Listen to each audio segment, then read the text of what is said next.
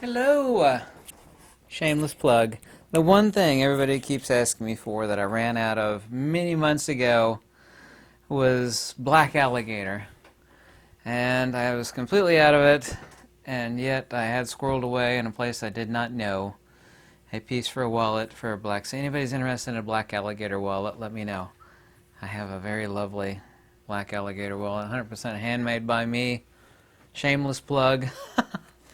Um, the one video that people wanted me to do a follow-up on was evil and demons. I don't know if it's macabre fascination that people have, but probably it's a sense of having a take that is logical and rational and outside the sphere of non-metaphysical religious viewpoints. There's an ancient analogy, it's called the rope snake analogy. There have been many books written about it. Back then, if you get bitten by a poisonous snake, you know, your fate is sealed. You're doomed. You're going to die. And people would ask the question, it was a great philosophical question, and I'm getting into evil here, about how you could die from something that didn't actually exist. Of course, the mind-brain-body connection is a lot stronger than most people give credit for. And people would step outside in the middle of the night to do their duties, for example, and they see a piece of rope. And, you know, due to the fact that it's dark and their eyesight being poor in the dark, they would think it's a poisonous snake, and they would have a heart attack and die. And the question is, how can you die from something that is not real, because there's no snake there? Of course, snakes and poisonous snakes are real, unlike Satan, or Lucifer, or whatever name we want to, Morning Star, doesn't make any difference, we want to ascribe to the personification of evil. But the rope snake analogy is perfectly true. There is no snake there, and yet somebody died from, you know, the ideation that a snake was there. It's called the rope snake analogy. There's probably a million websites that will discuss the rope snake analogy. So this is about the divine within and the evil without. But evil, by definition, of course, we must have sublimation to the fact and admit to, whether you're religious or not religious, I couldn't care less one way or another, that the fundamental core of evil is ignorance. And by ignorance, I don't mean terrestrial ignorance, rather metaphysical ignorance. And there is a huge distinction there, and of course I've talked about it in countless different videos, and like to get to talking about how the beautiful, which of course is always blasphemed against, the fundamental nature of evil is to blaspheme against the divine, and what is beautiful is also too that which is most proximal to the divine. I'd like to get there quickly. First, I'd like a little quote from Rumi, so the Mathnawi of Rumi. I don't know if you've heard of Rumi, or of the Mathnawi, for example. There's a myth of a man who knocked at his friend's door and was asked from the person within, they're both friends, said, "Who art thou?" And the answer from outside the door was, "'Tis I." I. Emphasis on the I there. The answer from within is, "Begone," said the friend. A year passes, and the same friend knocks again at the same door. And the question once again from within is, "Who art thou?" And this time the answer by the friend outside, "'Tis thou. 'Tis thou art at the door." And the reply from within this time is, "Since thou art I, come in, O myself." This ideation of personification, Bob Suolari, this existential persona non grata, which is also too composed of gross matter, and which is life, is the danger. It is not a danger in and of itself, but so long as one cleaves to it. The puppet is no more a danger than there is the cleaving towards that. It is said that the best ventriloquist, which of course is basically a fancy name for a puppet master, the very, very, very best, the best of the best, the ones where you can think, you could tell it's made out of wood, but the ventriloquist is so good, not at his or her voice-throwing skills, but they trained themselves to project themselves into that piece of wood or cotton, and those are always the very best ventriloquists on earth. You know that thing is alive. And even though that thing, has someone's hand up its rump, it's kind of funny, huh?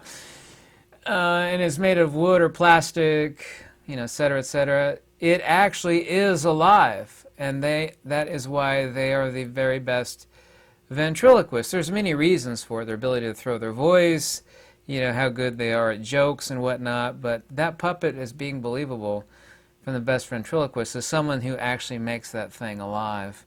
And there's a huge connection. If you think about that as to what I lead into here, you'll understand what I'm referring to on gross matter and evil. Specifically this video, which is the evil without as outwards. And of course, the question from the evil person, of course this video is called The Divine Within and the Evil Without, is would that I were more, would that I had more, would that I am more. This of course is delusion. Light vanishes with volume. I used to do a lot of diving, hundreds of dives, thousands actually, I believe.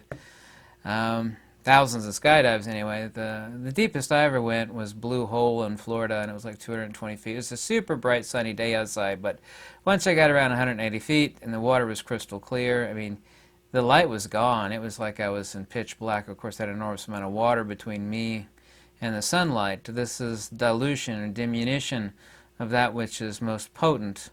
Light, of course, vanishes with volume. The legion, of course, is many. This idea of exisius, certain long numbers, 2-digit numbers and 3-digit numbers and 4-digit numbers in ancient Greek, and prakrit, and also too some in Sanskrit.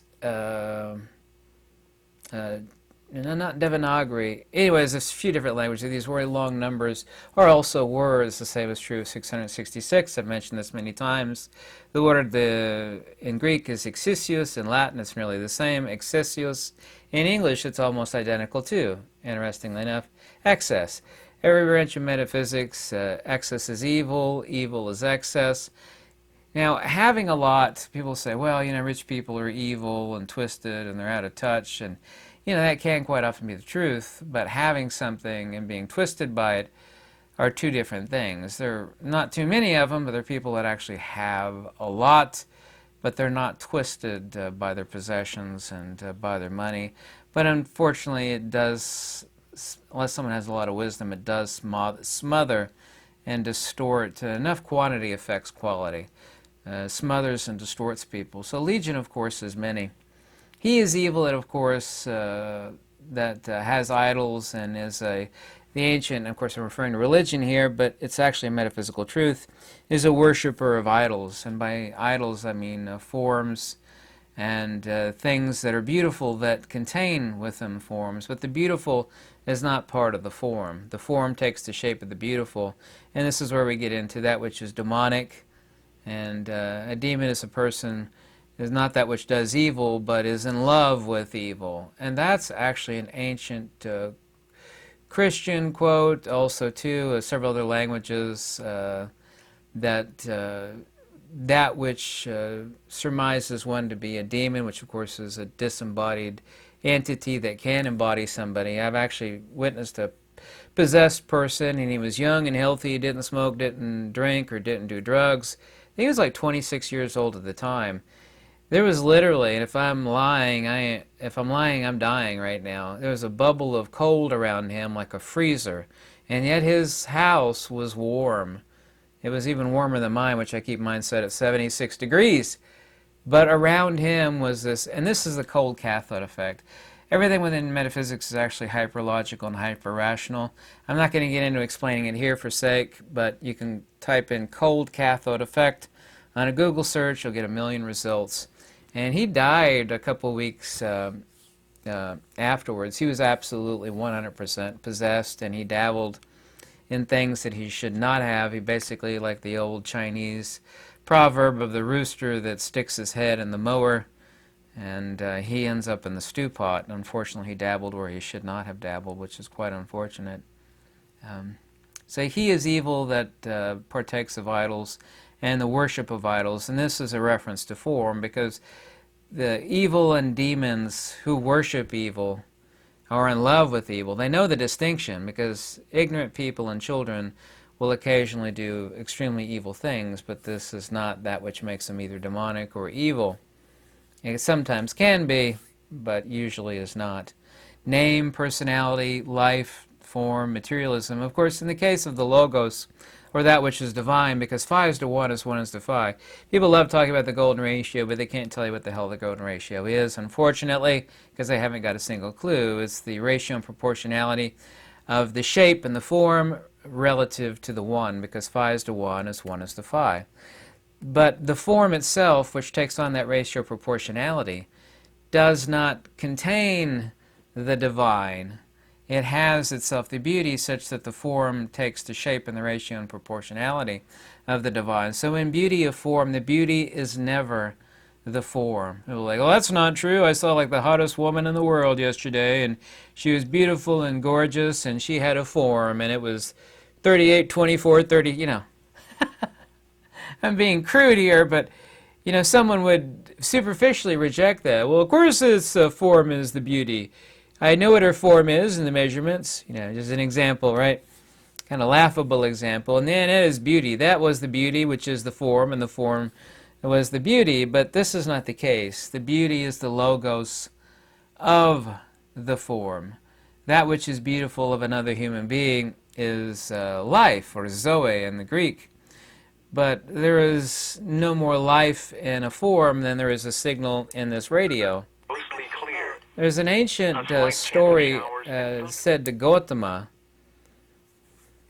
to his disciples. He's talked about the most beautiful woman in the world. Something tragic befell her, and she like died a day or two ago. It's like, you know, before this woman, you know, everybody in the town wanted to, you know, be with her, or, you know, be married. Or, yes, yes, yes, we know of her. Everybody chased her, and she's drop dead gorgeous.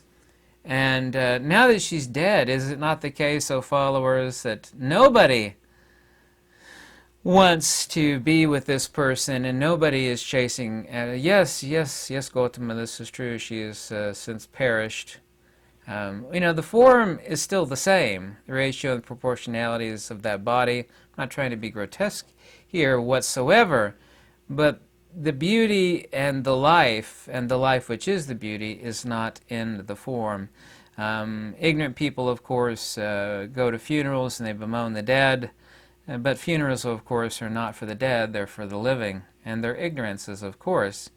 Not that I'm pointing the finger at anybody that goes to a funeral. The logos, of course, is not part of the form itself. Evil in its twisted and sick form of wisdom defiles the beautiful, and it enjoins and rejoices in, and it revels in, and it loves defiling the beautiful. But in being evil, it defiles what is by nature subject to failing and rotting. And this, of course, is undeniable, so in that case evil is true, but it defiles rightly the form of what something is, the gross matter, because no matter how beautiful someone is or is not, you know, it's just gross matter in a conglomeration containing of itself, but not itself, the logos of life and beauty. The same thing that gives life and beauty to form is also to that which gives beauty and the logos to form, but is itself not form.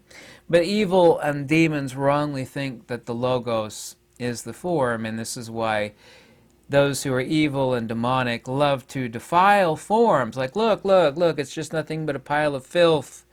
And demons actually have been known, genuine demons, have been known to say this, and they love everybody, whether they be true metaphysicians who know a lot about this topic, exorcists, Catholic priests, they know and will admit that evil itself bespeaks itself to love to defile that which is young and beautiful and innocent. Innocent, by the way, metaphysically is no different than saying ignorant. But the logos is not in the form, neither is the signal in the radio, nor that which is beautiful of somebody else. Their life, or you want to say life force, I could care less, is part of the gross matter that makes up life. This is why evil is ignorant by its very nature, which of course necessitatively it must be. If it were wise, it would not even do these things. Demons, the same thing as evil people, seek to defile that which is beautiful, that which is most worldly of the divine, because no one can defile that which is transcendent and divine. It is literally impossible by demon, man, any disembodied being, non-evil disembodied being. It's completely impossible. It has of itself no form. It has of itself no logos. It is the transcendent, almighty one, and it is beyond defilement. And this is why demons defile beauty, as it takes the logos of form. And of course that beauty is either the logos of what is beautiful, i.e. the perfect logos or proportionality to the one, or life itself. To them it doesn't matter which evil is besmirched and defiled, and they love to befile it. You know, they have a type of earthly wisdom, even though it's an evil wisdom, and they're pointing out, you know, to your average human beings and whatnot, and their destruction. Look, this is all form. Look at how I, you know, trash this. Some demons have actually said that outright, as they've embodied themselves with another being.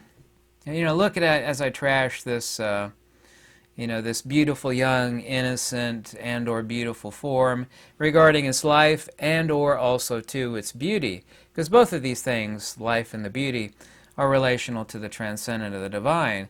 But what they're doing is they're pointing out the nature of form and phenomena, and defiling it, and accurately so pointing out how corruptible it is. And they revel in this, but evil by definition, of course, is ignorance. And it can never be fulfilled. They rejoice in it, and evil is just like this fire, even though this fireplace, of course, is fake. It must be fed. It can never be fulfilled. The only thing that is fulfilling is wisdom and proximity to the One. But these demons are perpetually trying to throw logs under the fire. That is the fire and the light, the false light, because of course the fire is a false light relative to the solar or eternal light, relative to the One. But the only way, as a person who owns a fireplace, wood fireplace, you constantly have to throw logs on the fire. And they rejoice in that. They warm themselves on the fire of burning what is beautiful and what is full of life, and pointing it out to everything else. And they love this, and they revel in this, and this is why a wisdom-loving, righteous person calls these, and rightly so, calls these entities evil and demonic. But they themselves are tortured just as they must perpetually feed something which is can never be fulfilled, but that's all they know is throwing logs on the fire. So they wanted to defile that which is beautiful, but the beauty and life of any phenomena is not in the phenomena. Once again, no signal in the radio, and that which is beautiful or divine has itself a logos and a form thereof, but the form that is what is beautiful and the logos and close to the divine is not in the form. It is imprinted upon the form, just like remember the wax signet rings where the kings and queens would, drop hot wax on a piece of letter to seal it, and they'd imprint their royal divine seal on something. So that wax contains within itself the divine or the kingly or the nobility. But it is only a proportionality. It's just a form in how something is shaped. So in these evil people and these demons, by their ignorance, they don't realize that the beautiful and that which is beatific is unassailable and is transcendent. It cannot be defiled, it can't be destroyed, and it can't, be assailed in any way, shape, or form. It's completely impossible. So the Logos, the divine, the beautiful, animates matter, but itself, of course, does not matter. I've made like 1,000 videos of the ferrocell, i.e. the supercell, and you can see this bright line at the middle between either so-called polarities of the magnet, this place between antinomies, between birth and death, and the antinomies of life, as a near-perfect analogy, is that exists the brightest spot. So thou hast heaven and hell within thyself, as the ancient saying goes, is accurate. One has within oneself either inertia, the inertia within, which would be, of course, increasing inertia and acceleration, i.e. the dielectric, towards counter space, towards perfection, i.e. the one or the divine, or magnetism without. This, of course, is force and motion. Just this is force and centrifugal, must be perpetually fed. So to say accurately that this entity, the so-called fallen angel, Lucifer, Satan, one and so forth, doesn't exist is 100%, 1,000% accurate. But it's completely also, too, the case that this does exist. One cannot poo-poo the idea of, like some sort of half-human, half-animal with horns and all these other ridiculous things of Dante's Inferno and whatnot, of a supreme evil. But, of course, it does exist, just like the rope snake analogy. That rope in the dark, which is not a snake, it doesn't exist. There's no snake there. Of course, snakes exist. In the case of that rope snake, it's not there, but it can cause death, and it caused people died of a heart attack. Some old folks would scream out thinking that they'd stepped on a snake and they were about to die, and they literally died of a heart attack. It was just a piece of rope. And this has been a philosophical analogy now for thousands of years from ancient India. So is it true that Satan, Lucifer, does not exist? There's no such disembodied, fallen... Yes, that's just completely ridiculous. To say that this does not exist, however, and it is not, you're not subject to this great evil and falling down this pit is also, too, completely inaccurate. People are subject to it, and I have seen people, and people, disembodied beings that we call demons, actually feed this bottomless pit of despair and misery. For they are love with defiling that which is beautiful and divine. And these demons have spoken many times throughout the centuries, actually the millennia, that is that which they enjoy the most. They revel and love that. But they are ignorant, and of course anybody with a half a bit of wisdom would know this. So to speak of guarding oneself against Satan is, of course, no different than saying guarding against your own failings and reigning in your own desires. So we have a body and soul, or life and Zoe, and of course on the antinomy of that we have the other spirit. We have, of course, these antinomies, and they're not antinomies, they're principle and attribute. The one that is transcendent and the one that is immanent. And this is no different than saying light and illumination. Lucifer is no different than illumination relative to the one or the divine, which is light. And I will remind you once again that nobody on this planet has ever seen light. They have only seen illumination. So people, generally speaking, are quite familiar with Lucifer. One is mutable and one is immutable, and the other one, of course, is mortal. And this, of course, is also too relative to light and illumination. The other is constant. One is constant, and the other is immortal. One, of course, becomes, and the other is. Light is, and what becomes is light, illumination. Because illumination is always under perturbation. It has a frequency, it is mutable, it will take upon itself things in relationship to something else, just like water is the antenna for the manifestation of life, and this is the connection between spirit and matter that makes life possible, that third thing which makes life possible, spoken about in the Timaeus, which of course would be analogous to the antenna. The signal would be the soul, the body would be the radio, and water would be the antenna. Without the antenna, the broadcast is impossible, no matter how good the radio.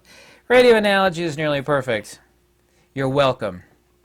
So, is evil real? 100%. Is there this, cloven foot, horned creature? No, of course not. Completely ridiculous. But to think that evil and demons don't exist as some sort of, Judeo-Christian or religious hokum or bunk is totally not true, because that evil does exist. It is undeniable. 100%, 1,000% actually. So this is part 2 of the discussion of true metaphysics of evil. I hope you liked it. I tried to keep it short and concise and simple, and not to be, too much lip flapping. If you ever want to contact me, my information is in the description below. Also, too, any donation is always warmly welcome. My throat's a little dry. Excuse me. Yeah, I need to go drink some water.